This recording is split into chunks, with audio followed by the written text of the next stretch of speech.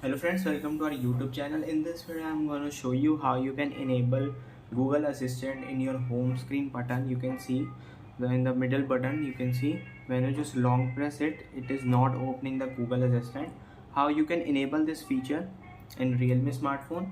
Before watching this video, if you have not subscribed to our YouTube channel, then subscribe to it and like our video. So let's start.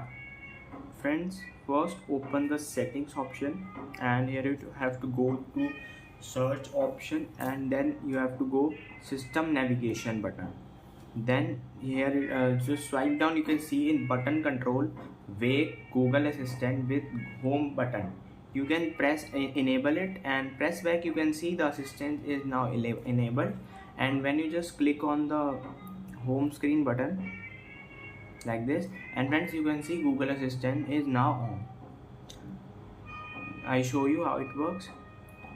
Hey Google, play a song on YouTube. First we have to just enable this by doing the steps, and it will be like continue. I hope you like this video. If you like this video, then subscribe to our YouTube channel for more helpful tips and tricks videos. Thanks for watching.